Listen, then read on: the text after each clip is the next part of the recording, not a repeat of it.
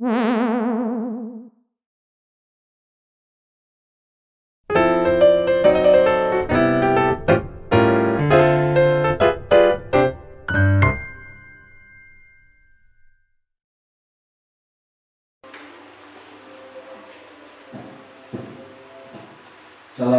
warahmatullahi wabarakatuh.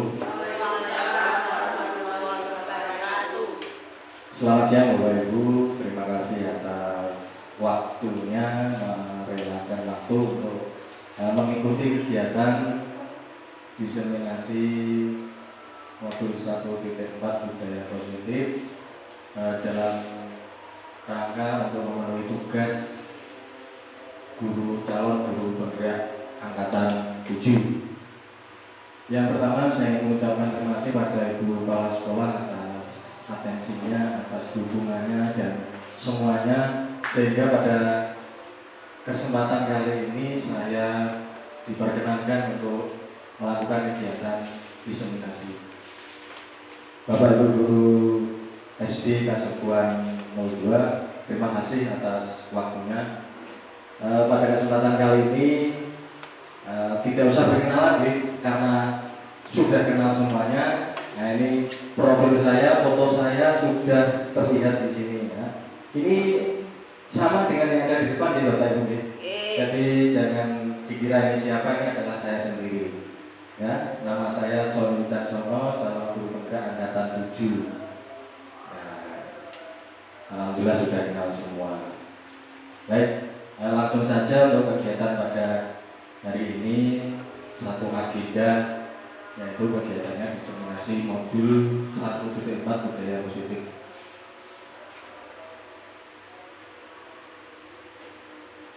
Ya, ini saya perkenalkan untuk Bapak Ibu yang mendampingi saya. Yang sebelah kanan ada Bapak Zainal sebagai fasilitator, ini dari Lumajang.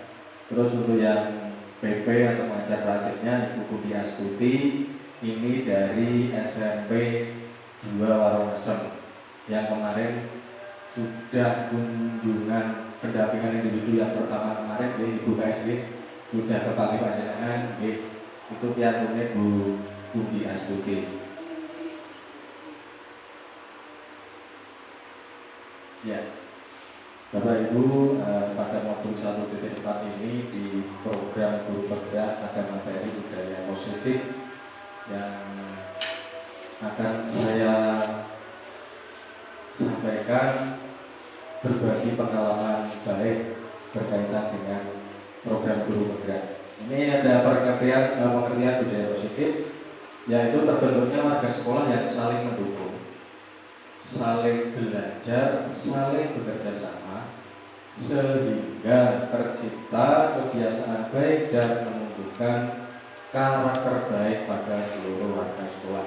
Jadi goalnya adalah budaya positif yang ada di lingkungan sekolah. Dan di dalam modul budaya positif ada berbagai teori-teori dan juga materi-materi yang nanti akan saya sampaikan, tentunya untuk kebaikan kita semua ya. Semoga nanti juga dapat diterima dengan baik. Ya, itu nanti ini adalah modul untuk materi budaya positif. Yang berikutnya ya, teori-teori yang mendukung dari budaya positif, ada berbagai macam teori. Yang pertama ada disiplin positif. Jadi pengertian disiplin positif adalah munculnya motivasi internal dengan sadar dapat mempertanggungjawabkan apa yang dilakukan sesuai dengan apa yang ada di pikiran. Jadi goalnya nanti juga anak-anak ya. Jadi semua itu tujuannya adalah untuk anak didik kita semua. Nah, jadi ini disiplin positif adalah munculnya motivasi internal. Ini kata-kata yang selalu digaungkan, digembar-gemborkan di program guru bergerak, termasuk juga mungkin di kurikulum Merdeka.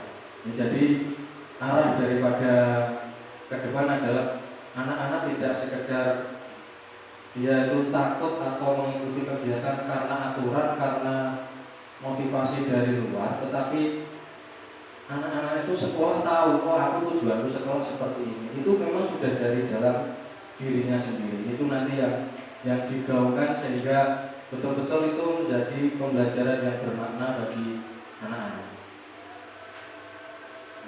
Untuk yang berikutnya, teori yang berikutnya, yang berikutnya ada teori motivasi. Ya, 3 motivasi perilaku manusia. Jadi manusia melakukan sesuatu itu pasti punya motivasi. Yang pertama motivasinya menghindari hukuman. Yang kedua mendapat penghargaan imbalan atau penghargaan dari orang lain.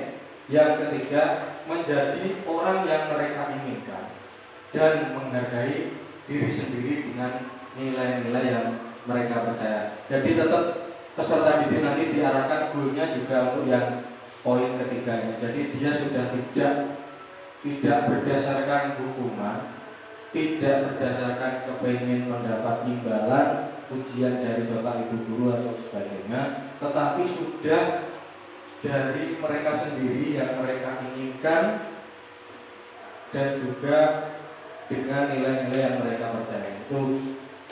Itu harapannya juga nanti motivasi itu yang akan dimunculkan. Iya, yang teori berikutnya adalah hukuman, konsekuensi, dan restitusi. Ini mungkin kata-kata yang saya ambil adalah restitusinya karena fokusnya nanti juga akan ke arah sini. Restitusi adalah proses menciptakan kondisi bagi murid untuk memperbaiki kesalahan mereka sehingga mereka bisa kembali pada kelompok mereka dengan karakter yang lebih kuat. Jadi penyelesaian masalah anak itu diharapkan dengan pendekatan restitusi. Jadi tidak dengan hukuman ataupun dengan konsekuensi, tapi sudah arahnya ke restitusi. Nanti akan ada tabel-tabel yang membahas ini. Ya, ini ada salah satu tabel hukuman. Jadi ini ada tabel-tabel perbedaan banyak sekali. Mungkin Bapak Ibu bisa membaca sendiri karena ini sangat banyak. Kalau saya baca nanti bisa 2 jam ini ya. Jadi mungkin ada hal-hal yang penting atau nanti bisa saling sharing. Nanti di sesi tanya jawab bisa saya sampaikan. Nah ini kita beberapa yang saya lihat. Jadi ini adalah bentuk-bentuk antara tabel hukuman, konsekuensi, dan restitusi dengan anak sebagai hasilnya. Jadi diharapkan anak-anak kalau dihukum, anak menjadi tidak nyaman misalnya seperti ini.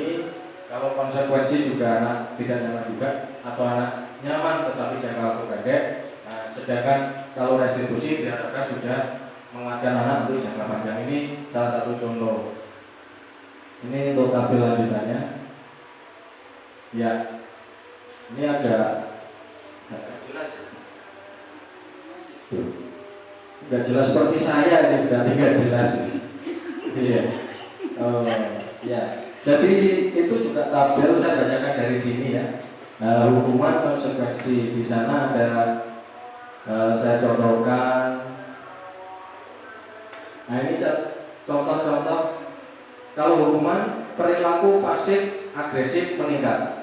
Konsekuensi, penguatan hanya bertahan dalam jangka waktu pendek. Restitusi, masalah terpecahkan. Ini salah satu hal baik dari restitusi.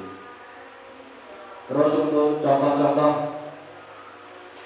pertanyaan yang ada di hukuman, misal awas kalau dilakukan lagi ya, nanti awas kamu. Ini hanya sepihak, ya, hanya hukuman. Terus ini untuk konsekuensi, contohnya lakukan apa yang saya katakan. Ini konsekuensi. Terus kalau di restitusi, apakah hal ini yang sesungguhnya ingin kamu lakukan? Jadi nanti penyelesaiannya ada berupa pertanyaan-pertanyaan yang memang itu tujuannya adalah meningkatkan motivasi internal dari anak didik kita. Lanjut ya. Ya, ini terlihat ini ya. Nah, ini dampak pada murid yang pertama marah, bersalah, rendah diri, mengasingkan, ini yang hukuman. Jadi anak kalau sering dihukum itu dampaknya akan seperti itu. Oke. Kalau konsekuensi kehilangan hak, waktu jeda seorang diri, penahanan. Kalau restitusi, murid tidak kehilangan waktu, namun bersemangat untuk memperbaiki diri. Itu salah satu contoh hukuman, konsekuensi, dan restitusi, teori 3 itu. Ya, terus yang berikutnya ada teori yang berkaitan dengan keyakinan kelas. Jadi Bapak Ibu sekalian, diharapkan itu nanti di kelas itu menggunakan yang namanya keyakinan. Artinya apa? Sesuatu yang disepakati secara tersirat dan tersurat, lepas dari latar belakang suku, negara, bangsa maupun agama. Keyakinan akan lebih motivasi seseorang dari dalam. Jadi ini harapannya adalah di setiap kegiatan ya kita buat sebuah keyakinan. Jadi tidak semata-mata aturan dengan sanksi, tetapi membuatnya adalah dengan berkomunikasi dengan anak didik. Ya, jadi kita sampaikan, misal ini contoh ya, saya contohkan di pelajaran saya di awal semester itu saya selalu masuk di kelas, misal ini contoh di kelas besar di 456 itu sudah saya sampaikan ya bagaimana untuk satu semester ke depan teknik pembelajarannya. Ada anak-anak yang mengusulkan bulanan Pak, menjemput terus Pak, praktek Pak, dan sebagainya. Ada yang bilang teori saja Pak, ya itu bermacam-macam. Tetapi saya garis bawahi, saya sampaikan bahwa nanti ketika saya sampaikan seperti ini, nanti kamu itu di tengah semester dan di akhir semester ada ujian atau tes tertulis ya. Terus mereka berpikir, ya berarti praktek atau teori Pak. Oh ya baik, saya sepakati dengan anak-anak kita mendapat waktu 3 jam atau di kelas yang masih K13 4 jam. Saya sampaikan bagaimana kalau 3 jam untuk praktik, 1 jam untuk teori. Ini yang kelas besar. Oke Pak, ya. Jadi kita sepakati ya, 1 jam pagi untuk praktek teori, 3 jam selanjutnya adalah untuk praktik. Jadi anak-anak sudah langsung ketika masuk kelas pagi itu sudah langsung masuk kelas dan mereka sudah tahu bahwa pagi itu mempersiapkan diri untuk mengikuti teori dulu 1 jam. Jadi karena itu memang sudah disepakati, anak-anak sudah paham. Dengan tanpa saya suruh pun anak-anak ketika saya masuk setelah berduka itu langsung mengeluarkan buku sudah dibeli. Ini contoh. Jadi keyakinan ini yang nantinya penting, artinya apa?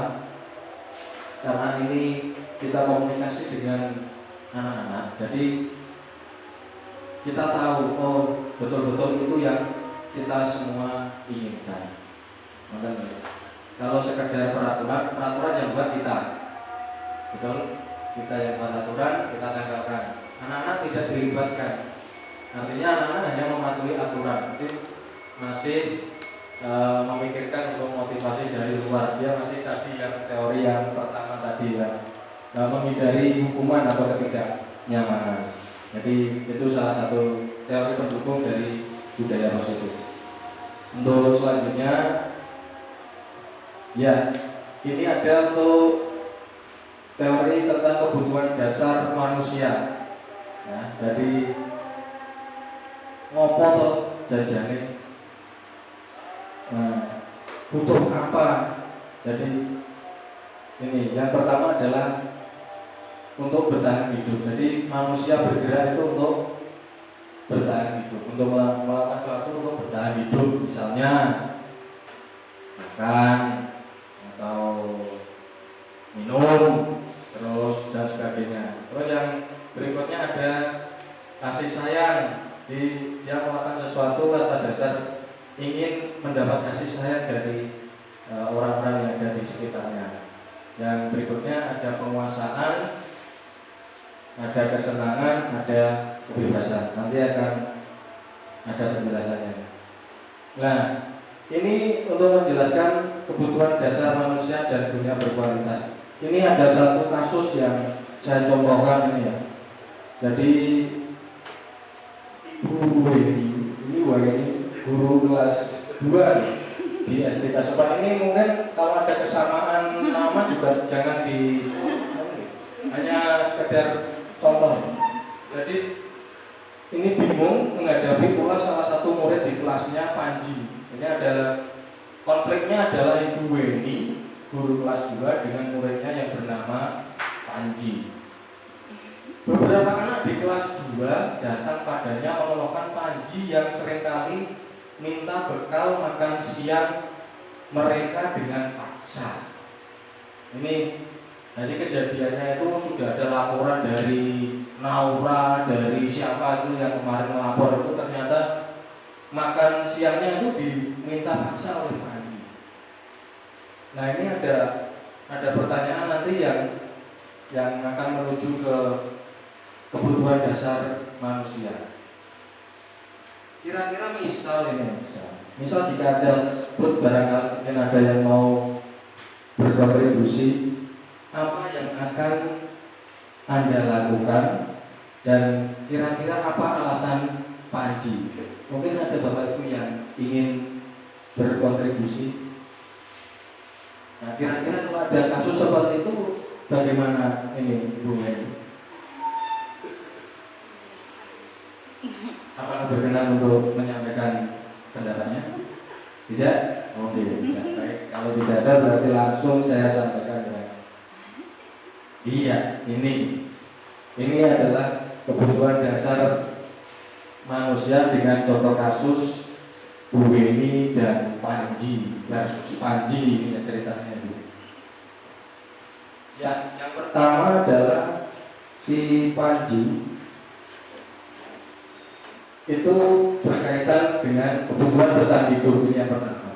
Jadi Panji itu minta makan atau meminta makanan dari teman-temannya itu karena lapar. Ini berkaitan dengan, jadi dia melakukan sesuatu karena untuk bertahan hidup. Terus yang kedua, untuk Panji mengambil bekal hanya untuk mencari perhatian. Jadi sebetulnya Panji itu punya bekal, cuma dia itu ingin diperhatikan, mungkin dari temannya atau mungkin mendapat perhatian dari Bu Weni yang tadi selaku gurunya, dan mungkin bisa ketika ada banyak laporan, itu Bu Weni akan menyampaikan ke orang tuanya Panji. Nah, mungkin Panji juga kurang perhatian di rumah, bisa saja Panji melakukan hal tersebut. Terus yang ketiga ada penguasaan. Jadi kebutuhan yang ketiga, teori kebutuhan dasar yang ketiga adalah penguasaan. Dalam kasus Panji, dia merasa hebat karena temannya takut dan menuruti dia ini. Jadi Panji motivasinya sebetulnya dia tuh punya makan juga, punya makan siang, cuma dia kepingin konsolnya dulu dia aku ya senang kayak gitu. Terus yang berikutnya, yang keempat adalah kebebasan. Dalam kasus Panji, dia mungkin bosan dengan bekalnya sendiri sehingga mencoba makanan temannya yang lebih bervariasi. Ini jadi yang namanya manusia pasti punya rasa bosan ya. Nah ini salah satunya adalah untuk kebebasan, dan juga kebebasan ini tidak berkaitan dengan kebosanan saja, tapi berkaitan dengan minat. Untuk peserta didik kita, anak-anak kita itu berkaitan dengan minatnya. Artinya mereka ingin menjadi apa, silakan. Mereka ingin seperti apa juga silakan. Itu juga kebebasan. Jadi kita sebagai pendidik juga harus tahu itu bahwa di sana memang ada teori kebebasan yang itu memang sudah melekat ya. Ini sudah melekat pada manusia. Terus yang berikutnya ada kesenangan. Nah, kasus Panji melakukan karena iseng dan menikmati ekspresi wajah. Jadi Panji memang sangat jahil. Jadi bukan dia karena dia sebetulnya punya makanan, tapi tetap aja temannya diminta itu karena hanya iseng. Ya. Ini seperti juga kasus yang pernah saya dengar itu di kelas 4 namanya Bizar, ini juga sama ini ya. Sering iseng, ternyata banyak sekali anak-anak kita yang iseng, dan mungkin itu bagian daripada kesenangan. Dan kesenangan tidak hanya iseng. Jadi termasuk juga ini berkaitan dengan hobi.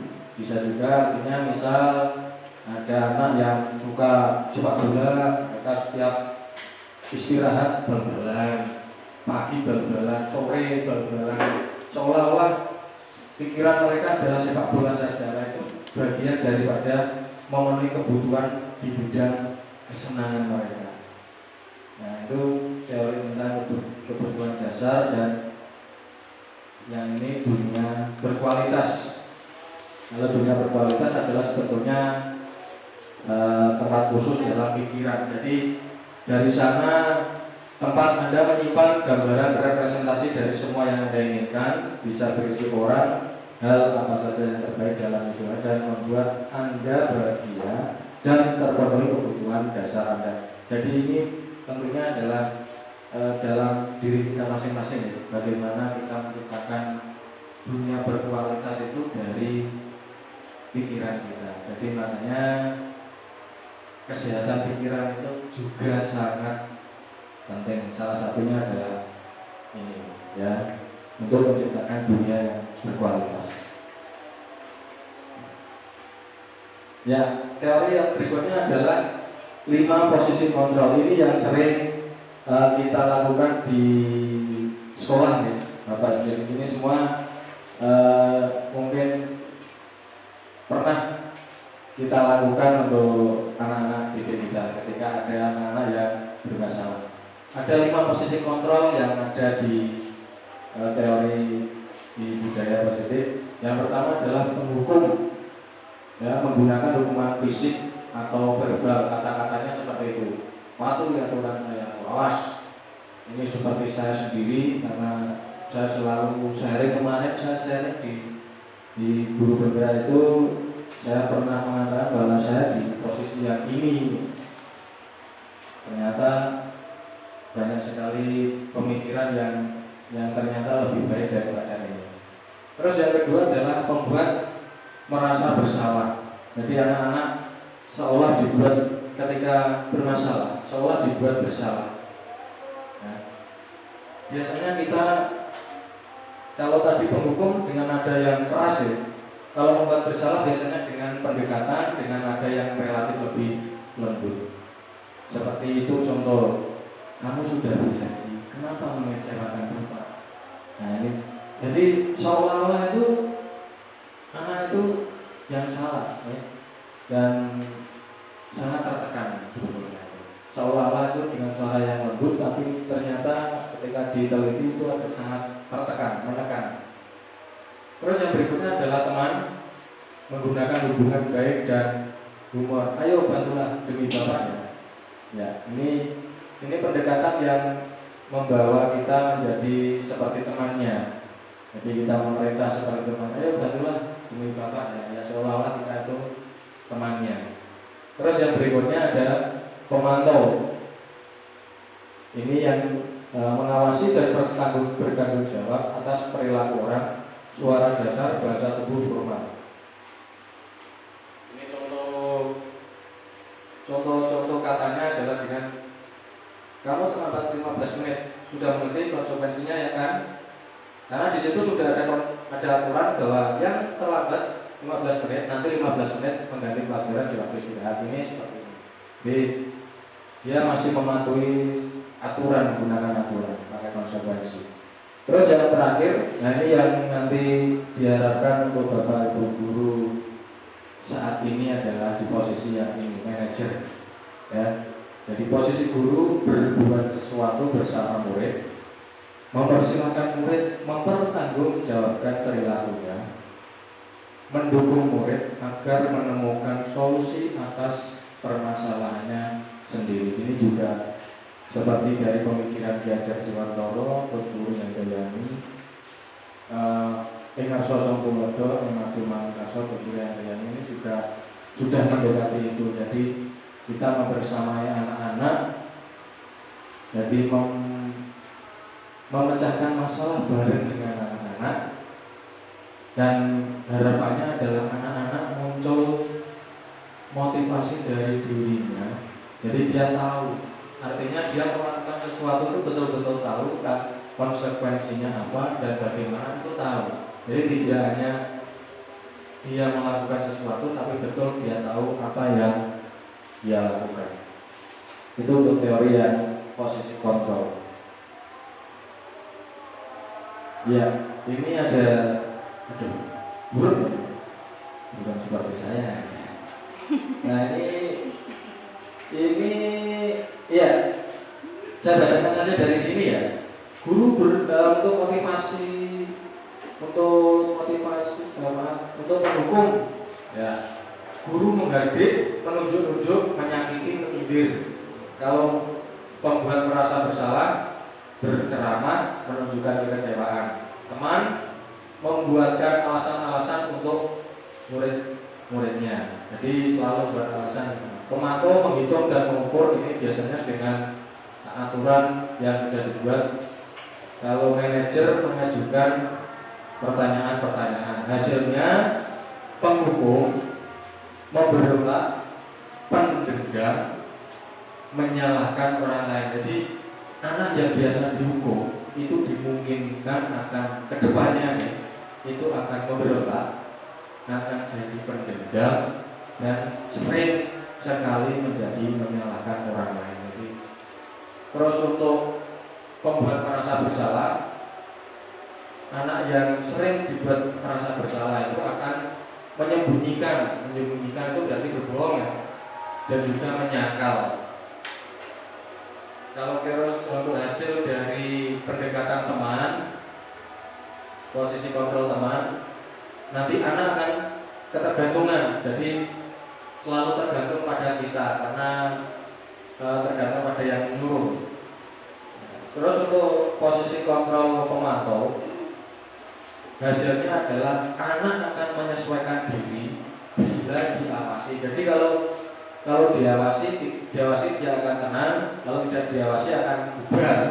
Nah ini biasanya yang efek dari hasil dari perilaku kontrol positif pemantau.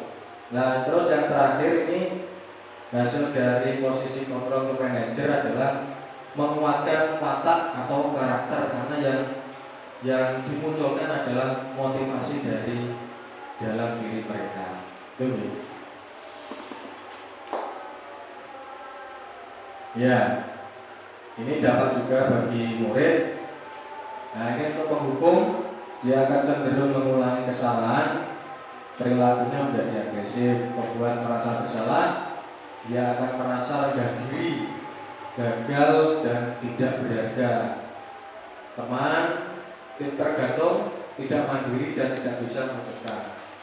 Terus untuk posisi pemantau, menitik beratkan pada dampak pada diri sendiri, mendapat hadiah atau mendapat hukuman. Jadi itu memang yang perlu dibagi. Yang terakhir adalah manajer. Jadi dari posisi kontrol manajer nanti sudah membuat anak itu bisa mengevaluasi dirinya sendiri, bagaimana menjadi diri yang lebih baik. Jadi arahnya nanti ke sana, ke motivasi internal. Terus untuk kaitannya dengan dunia berkualitas, ya, di manajer adalah murid meletakkan dirinya sebagai individu yang positif dalam dunia berkualitas. Jadi sudah yang menempatkan diri adalah dirinya sendiri. Artinya itu sudah muncul ya, motivasi internal, bisa mempertanggungjawabkan apa yang dilakukan. Nah ini ada penyelesaian teori tentang segitiga restitusi. Ini penyelesaian permasalahan dengan anak didik kita. Ada langkahnya, ada 3. Yang pertama, menstabilkan identitas. Untuk teori kontrolnya, kita semua akan melakukan hal terbaik yang bisa kita lakukan. Jadi anak-anak diberi pemahaman tentang oh ya, kita bisa melakukan hal yang baik. Yang kedua ada validasi tindakan yang salah. Jadi perilakunya memiliki alasan. Alasannya tadi, ya, kesenangan kan, atau mencari kasih sayang dan perhatian, atau penguasaan, atau bertahan hidup. Nah itu, jadi perilakunya memiliki alasan. Terus yang langkah yang ketiga adalah menanyakan keyakinan. Jadi nanti anak-anak diharapkan sudah memiliki motivasi internal ini. Ya, ini ada segitiga restitusi. Contohnya ada di poin menstabilkan identitas. Ya, itu ada kata-kata setiap orang pasti pernah melakukan kesalahan. Jadi anak dimotivasi dulu, distabilkan dulu emosinya dengan memberikan pemahaman bahwa setiap orang pernah melakukan kesalahan. Terus atau juga bisa dengan kata-kata kamu bukan satu-satunya yang pernah melakukan ini. Nah itu contoh ya. Terus divalidasi tindakan yang salah. Kamu tentu punya alasan. Jadi ditanya kenapa melakukan hal seperti itu. Nah terus yang berikutnya adalah hal yang sekiranya baik ketika mendapatkan apa yang dibutuhkan. Jadi anak misal aku senangnya aku melakukan sesuatu karena ingin mendapat kasih sayang, berarti mungkin ada hal lain yang harus kita berikan pendekatan bahwa ada hal lain yang bisa kamu lakukan untuk mendapat kasih sayang. Contohnya misal di rumah tidak diperhatikan karena ada adiknya, kan contoh gitu. Mungkin bisa dengan memberi pemahaman pada anak-anak, kamu bisa belajar lebih giat, atau mungkin bisa mendapatkan mengikuti kegiatan lomba atau apa, sehingga nanti akan dipantau atau diperhatikan juga oleh orang tua, misal seperti itu. Itu contoh. Terus yang berikutnya ada menanyakan keyakinan. Nah ini anak sudah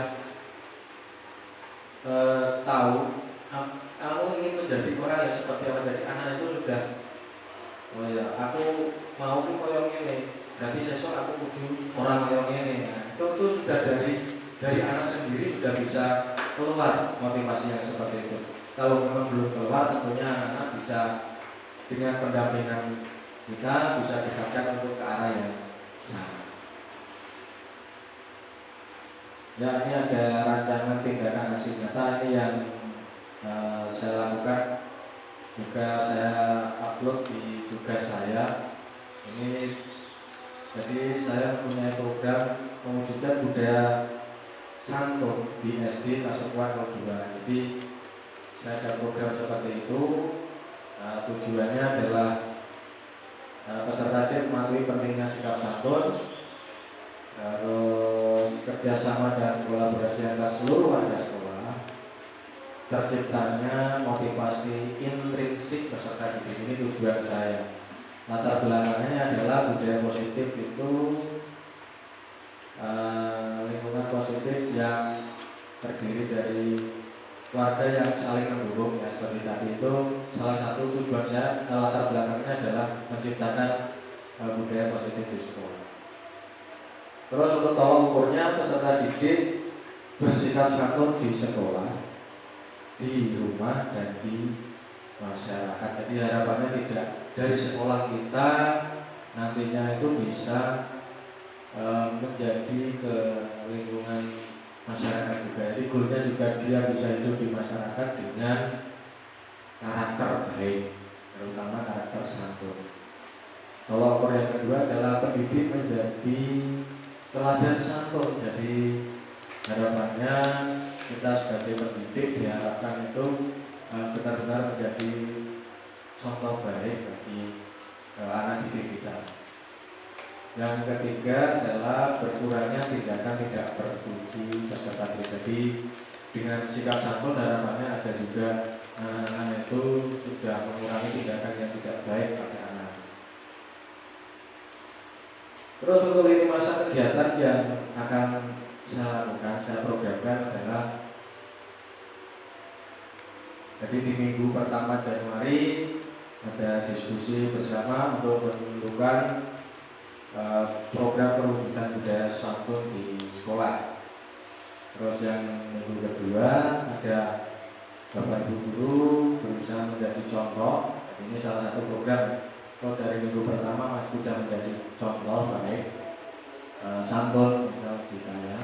Terus yang minggu selanjutnya, minggu kedua dan keempat adalah pengamatan. Jadi kita bersama-sama saling juga mengamati anak-anak, bagaimana anak-anak selama ada program itu responnya bagaimana, apakah ada peningkatan atau tidak. Harapannya tentunya anak-anak nantinya diharapkan setelah kegiatan itu selesai bisa juga mengikuti kita, jadi santun di sekolah yang paling kecil sebelumnya nanti bisa melebar ke masyarakat. Minggu keempat adalah refleksi dan evaluasi.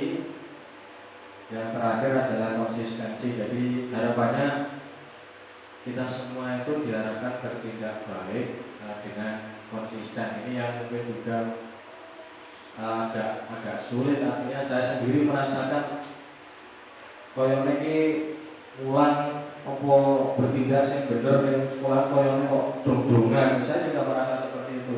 Ternyata diharapkan itu tidak seperti itu. Artinya bertindak baik, diharapkan bertindak baik itu konsisten. Ya, demikian Bapak Ibu yang dapat saya sampaikan materi tentang diseminasi budaya positif di sekolah. Harapannya nanti kita semua bisa menciptakan itu di SD tercinta kita, di SD Kesatuan 02.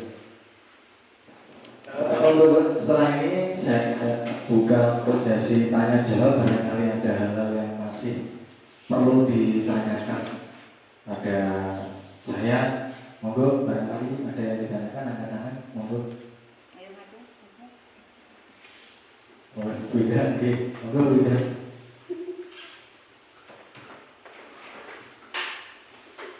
Assalamualaikum warahmatullahi wabarakatuh.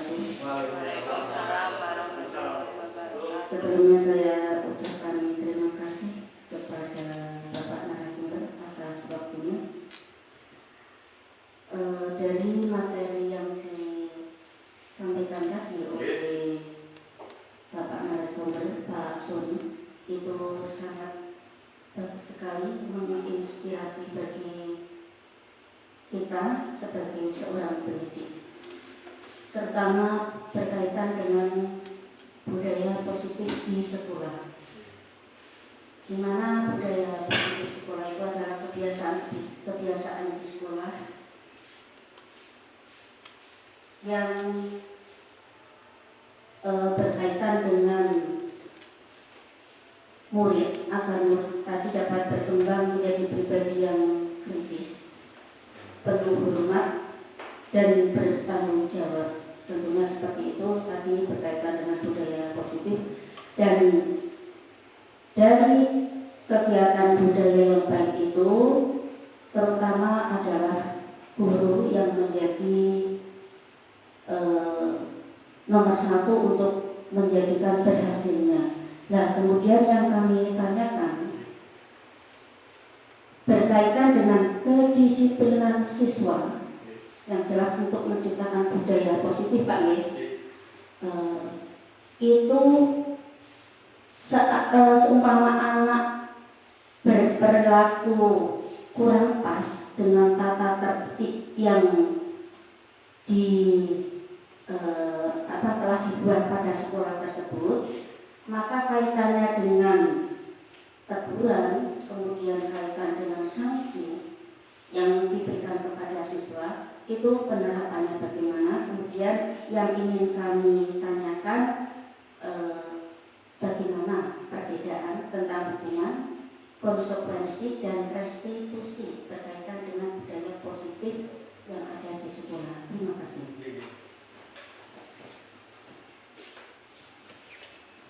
Terima kasih untuk Bu Ida. Baik, karena memang itu tadi saya hanya mengambil restitusinya saja, karena memang ini yang diharapkan adalah restitusi. Jadi begini, Untuk hukuman sendiri adalah dibuat langsung oleh guru. Jadi biasanya itu langsung tanpa ada aturan atau apa, dihukum. Jadi langsung dari guru, satu arah dari guru. Itu tadi dijelaskan efeknya adalah yang seperti tadi, nanti berdendam dan sebagainya. Nanti diharapkan tidak dilakukan. Itu untuk hukuman. Sedangkan konsekuensi itu biasanya adalah berupa aturan. Jadi sudah ada aturan-aturan dan anak itu mematuhinya. Jadi anak itu biasanya ada aturan yang terlambat, misal berdiri di depan kelas, atau yang terlambat atau yang tidak memakai seragam lengkap berdiri di depan kelas. Nah, ini sebetulnya ini juga anak sudah tahu kan konsekuensinya. Jadi aturan itu sudah tahu bahwa oh iya aku mau orang busuk aku menoniran aku kok berarti ngadep. Anak itu sudah tahu sebetulnya. Ya. Jadi konsekuensinya apa? Yaitu berdiri di depan kelas. Itu untuk konsekuensi. Jadi yang hukuman itu hanya langsung bersifat silakan pulang. Misal saya ada anak yang telat, pulang, tak suruh pulang. Ini salah satu hukuman, satu arah dari saya. Kalau untuk konsekuensi seperti tadi, jadi sudah ada aturan, terus konsekuensinya apa itu anak juga sudah tahu sebetulnya. Nah, tapi masih juga dilakukan. Akhirnya mereka hanya melakukan atau motivasinya hanya dari luar, ya, dari aturan-aturan itu. Dan untuk restitusi, jadi ini kalau restitusi anak itu juga diajak berdiskusi. Jadi penyelesaian dengan restitusi itu mengajak anak berdiskusi bagaimana kita gali permasalahannya kita diskusikan dengan anak-anak. Kamu tadi melakukan tindakan apa, sampai dengan efek kamu melakukan ini itu. Jadi anak dijelaskan. Jadi tidak dimarahi, tapi dengan kita menjelaskan hal-hal konkret. Kamu tujuanmu disiplin adalah untuk seperti ini. Misal disiplin itu gunanya supaya kamu kerja. Ketika kamu kerja, disiplin itu butuh karena biasanya di pabrik atau kalau kamu menjadi guru atau jadi apapun di situ ada aturan-aturan yang di sanalah itulah pentingnya disiplin. Nah, gitu. Misal atau ada hal yang tidak baik apa, jegal temannya, misal kamu jegal temanmu, kira-kira temanmu jatuh kan? Ini hal seperti ini digali masalahnya. Setelah digali masalahnya, anak dikasih tahu, diberi pemahaman, diajak berdiskusi bagaimana sebaiknya. Ya, anak-anak nanti juga akan berpendapat, aku ya Pak, saya nanti akan bertindak lebih baik. Artinya diharapkan adalah munculnya motivasi intrinsik itu dengan restitusi. Jadi tidak dengan langsung menjas, dengan menghukum, dengan kita langsung mendapat konsekuensi, tidak seperti itu. Tapi diharapkan anak itu tahu. Jadi dia itu tahu masalahnya. Jadi tahu, jadi tidak hanya terus dia melakukan hal baik itu tahu, oh iya, saya akan melakukan seperti ini. Nanti itu tujuannya gunanya kebaikan itu untuk ini, seperti itu.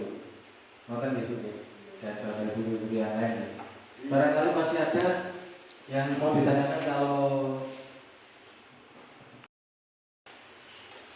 baik, untuk pertanyaan barangkali ada yang mau ditanyakan lagi untuk sebelum saya akhiri karena waktu juga sudah siang ini.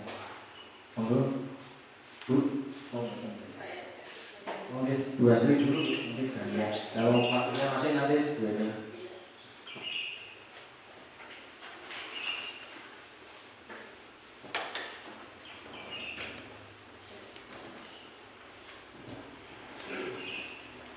Terima kasih kepada Bapak Sandi atas waktunya.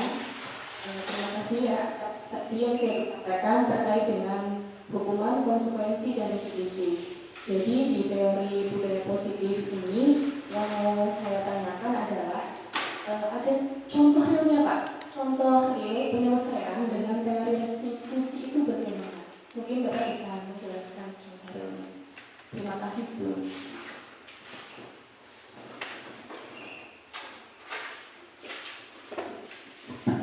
Terima kasih Bu Asri kasih atas pertanyaan yang disampaikan. Saya akan memutarkan video supaya ada pemahaman untuk itu. Kebetulan ini saya buat video tentang restitusi.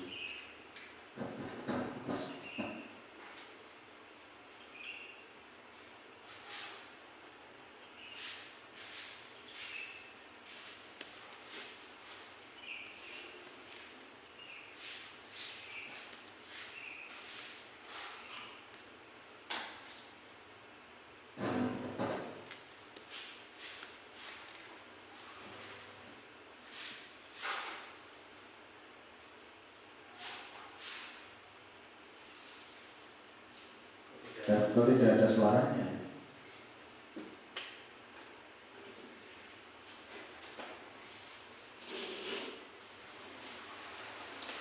Ya, ini ada anak yang sukanya menjegal. Nah, ini namanya Yusri.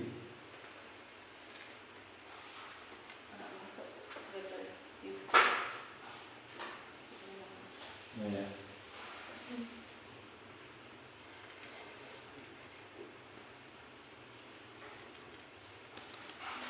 Ya, saya ulang nanti. Nah, ini tidak terdengar akhirnya ya. Nah, nanti saya ulang lagi.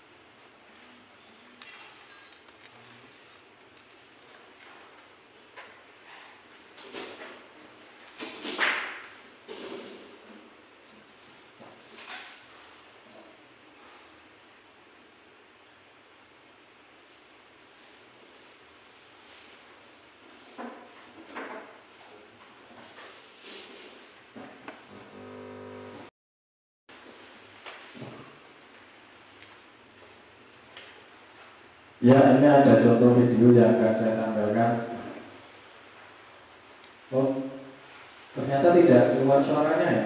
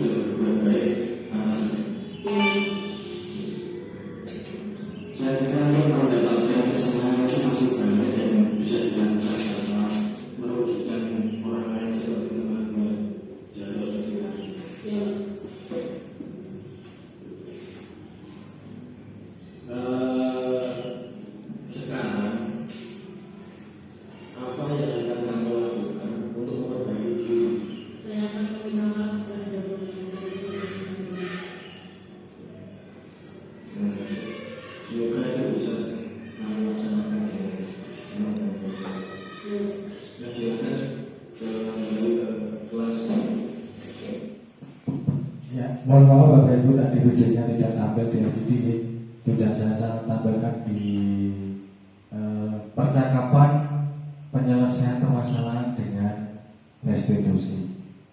Kira-kira seperti itu Bu Astri. Terima kasih Bapak Ibu untuk kegiatan pada kesempatan kali ini, karena waktu juga sudah siang. Sekali lagi saya mengucapkan terima kasih Pak Guru Kepala Sekolah, Bapak Ibu Guru yang berkenan meluangkan waktunya untuk kegiatan pada kesempatan kali ini. Harapan saya tidak bosan bila ke depan ada kegiatan yang seperti ini lagi dan tetap bisa mengikuti kegiatan dengan semangat. Terima kasih Bapak Ibu. Terima kasih. Saya akhiri. Assalamualaikum warahmatullahi wabarakatuh.